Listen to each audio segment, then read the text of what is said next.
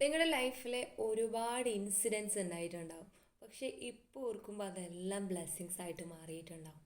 അതല്ലാതെ നിങ്ങളുടെ ലൈഫിൽ നടക്കുന്ന ഓരോ പ്രയാസങ്ങളും മസ്റ്റായിട്ടും അത് നിങ്ങൾക്ക് എളുപ്പമാവാതെ നിങ്ങളുടെ ലൈഫിൽ നിങ്ങൾ കടന്നു പോകില്ല എന്നുള്ളതാണ്.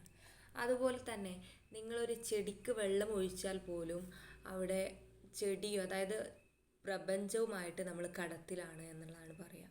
അതായത് നമ്മൾ ചെയ്യുന്ന ഓരോ കർമ്മത്തിനും നമുക്കത് പ്രതിഫലമുണ്ട്. നമ്മൾ ചെയ്യുകയാണ്, അപ്പോൾ ചെയ്യുമ്പോൾ എനിക്ക് റിസൾട്ട് കിട്ടുന്നില്ലല്ലോ, അല്ലെങ്കിൽ ഞാൻ ഇത്രയും ചെയ്തിട്ട് എനിക്ക് ഒരു ഉപകാരം ഉണ്ടായിട്ടില്ല എന്നൊക്കെ പറയുന്ന ആളുകൾ ശ്രദ്ധിച്ചുകൊണ്ടിരിക്കുക. നിങ്ങൾ ചെയ്യുന്ന ഓരോ കാര്യത്തിലും ഇന്നല്ലെങ്കിൽ നാളെ നിങ്ങൾക്കതിന് മറുപടി ഉണ്ടാവും, അതിന് റിപ്ലൈ ഉണ്ടാവും എന്നുള്ളതാണ്. നിങ്ങൾ ആലോചിച്ച് നോക്കൂ, നിങ്ങളൊരു ചെടിക്ക് വെള്ളം കൊടുത്തു കഴിഞ്ഞാൽ ആ ചെടി അതിൻ്റെ പ്രതിഫലം കിട്ടുന്നത് വരെ നിങ്ങളും പ്രകൃതിയും കടത്തിലാണ് എന്നുള്ളതാണ്.